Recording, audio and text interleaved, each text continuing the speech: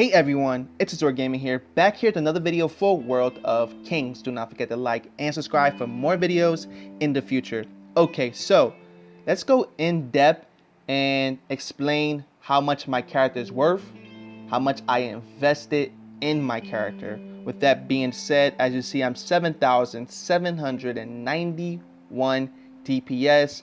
Gear level is 125. Now, I like to round off the levels as one, not two separate things, with which they are two separate things. But as you see here, I'm a level 60 human, soul level 208. So you see two different types of level. Let's just say I'm level 268. Okay, with that being said, this is my basic stats, my advanced currency info. Not much really to talk about here. Let's just talk about how much I spent on this account so far. Jumping right into the coupon section. As you see here, there's a few packs that's been bought. Give or take, I have spent $100, 100 USD. Now, there's accounts who have maybe spent more than this, but that's my approximate of. No, this is how much I invested, and I've gotten 7,791 DPS. Now, I'm really good at 3 versus 3, where PvP is basically balanced. But there are players that if you see them in guild wars, or if you see them on the faction battlefield, they can really mess you up and give you a run for your money. A lot of players give me a run for my money sometimes as well. With that being said, let's jump over into the next subject. Now, I've played every day for 34 days. Every day last month and 4 days this month. With that being said, I have purchased King's Privilege twice now for the 30 days of last month, and it cost you $10 in total to get all these privileges. Now, I replenished them again for another $10 for this month. Now, we're 4 days in this month, and so both those King's Privileges, all in sum total, are $20. So give or take, I had invested over 100 or less, $120, give or take. With that being said, my growth fund, I have purchased, well, I don't even know how much is $125. This is $4.99. Okay, so that's approximately, give or take, $125. And then I have VIP fund. So this is approximately $135. And then you see over here, I haven't purchased at all the $20 growth fund. With that being said, I have never purchased any special offer packs. I have not gotten any of those, and there's pretty much no other packs available. So approximately, I only put $135 into my account. I have not put anything more than that, so give or take maybe less than 135, maybe more. So let's go ahead and jump into the next thing.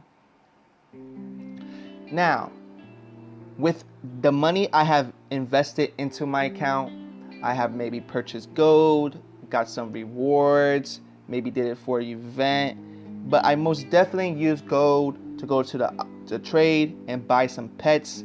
As you see here, I have 8 pets. And why I buy pets? Because when you go to Almanac, have 3 pets. You get spirit, dexterity, intellect, and strength. Have 8 pets. You get spirit, dexterity, intellect, and strength. I completed those both, and one of my hobbies and one thing I like to do is buy pets. So let's go ahead and jump into the next thing. Now over here you see mounts. Now I have gotten 2 free mounts for participating in the first season. Well, season 1 in my opinion. The first season is the first month the game release, and participating got me 2 pets. It got me the turbine aircraft and the highline moose. So those are 2 pets I have gotten. One thing I purchased with the gold, investing money into the game. I gotten Holy Horse. That's one thing I gotten. I bought coupons to get my carnival mount, which is this dragon. So there's a few things, I had to do, and to get them, I had invested to get them, which means bought coupons. And I have gotten lucky with a really cool event to use in-game diamonds that the game gives you for free, and won this crazy radish mount. I really enjoyed this mount. I like it a lot. It looks really cool. And there was an event that if you top up at the beginning of the game a certain amount, they give you this horse. I think I bought this arcane broom with my growth fund diamonds, and then this line was also given by the top up event, a certain amount. And I think this red mane was honestly from Reputation. I'm not quite sure, or maybe this is the starting horse. And then you see I bought this force warg from Reputation as well. I think the griffin is given to you by quest. Night owl, 7-day login, and then the white horse. Maybe this is your beginner mount. Now, there's a lot of players that are really strong in the game. Now, there are players who buy almost all the costumes, almost all the mounts, almost all the pets, do the events such as Dragon Horde, I think that's the name of it. And I probably will show you before the end of the video what event I'm talking about. But a lot of their money and investment goes into their reforge. This will make you strong. This is your bread and butter. This is how you get strong, okay? As you see here, if I switch over to my plan 1, look how much power, DPS rating I lose. Let's go back to plan 2. See how much it goes up by? Let's go to plan 3. It goes down a significant amount. And a lot of players try to, get these nice reforge and take their chances at luck and spend a lot of money on their plans. And some do a fantastic job doing it and get very strong. With that being said, that's one thing that we will take a look at in the next video, while we go ahead and preview other accounts and I give you my opinion on how much they are worth.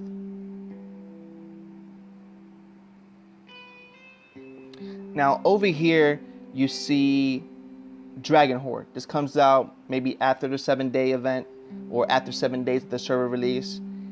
And a lot of players could, this changes time to time. It's not always these options. Sometimes you have costumes, sometimes you have pets, sometimes you have mounts and things of that nature. And you could purchase 30 or you could purchase 1 time. And I could see a lot of players actually participating in this. This right here is expensive in my opinion, but I don't partake in this, but you can get significantly stronger doing this as well. And a lot of accounts are worth a lot more money because they have participated in this event. With that being said, I have good gear. As you see here, I got 2 legendary weapons, decent gems, but a lot of players also can buy a $2.99 pack to get legendary shards, gem sigils, and things of that nature. You can buy force stones, you can buy enchantments, and all these things will total up to how much your account is really worth. Over here are your sigils. Now, this right here can give you attributes. A lot of players buy those $2.99 packs to get lucky, maybe get a level 5, maybe level 3, level 4, and equip it. Now, I have gotten lucky playing like my first 7 days, playing for totally free, and gotten a 5 stamina and 3.5% haste. Nice. I was happy that day. got it for free, didn't have to pay for it, but it was good. It was good. It's a good day, and a lot of players focus on that stuff. Now, another thing, players can transfer their classes as far as going to mages, dark sages, or whether it's a gladiator, Templar, shadow dancer. They could switch. Now you could buy these classes permanently, and I think that will cost you about $30 to keep it permanently, to do the class transfer. Now, with that being said, that's another thing that can be a part of your investment into your character. Now, over here, I haven't spent any money on my skills. I haven't went to the trade. I haven't bought gold with real life currency. I haven't put money into the game to get gold to go to trade and purchase things to up my skills. Now, I have noticed some players actually doing this. This is one thing that you can invest into for your character development. Now, I hope you enjoyed this video. I have shown you a lot of things that can be pay to win in your opinion, but I'm going to give you my opinion. The pay to win aspects of the game hasn't really bothered me because a lot of pay to win games usually stop newbies, average players, active players from progressing. So the players who actually spend money or invest in their character development doesn't stop me from progressing. It actually helps me in dungeons. They'll be there sometimes. If you talk to them, they will help you. Do these overlord dungeons as well. Not only normal and advanced. They help guild members out. They participate in these events, talk to you, and stuff like that. But the only thing that will probably annoy an average player would be competitiveness. You probably will get annoyed by a person who spends a lot if you go against them in guild wars, if you go against them in faction wars. Besides that, I don't really look to PvP and faction wars. It doesn't really benefit your character. It doesn't give you no great rewards for going there to the island. It doesn't give you any big huge rewards, but it's fun. If you had a good faction and stuff like that and was competitive. But it's not really competitive. Everybody likes to color red, so everybody goes red. But you don't really get no big rewards there. As far as another thing, world bosses probably is one. Guild wars is definitely one. And besides that, faction. But besides that, there's 5 versus 5, free to play kind of is basically balanced. 3 versus 3, 2 vs 2 showdowns. Dungeons are fun. You're doing guild events with your friend, with your guild raids with your friends are fun. No pay to win player. No person who pays a lot for the character development held me back. So, is this game pay to win? In my opinion, yes. If you want to participate in guild wars, or if you're playing for faction wars or faction battles, yes, they will kick your butts in a heartbeat. I've seen players that are assassin and rogues 3 to 1 hit people. But in 3 versus 3, what I'm usually at majority of the time, these players I beat all the time. I beat their butts all the time in 3 versus 3 because it's balanced.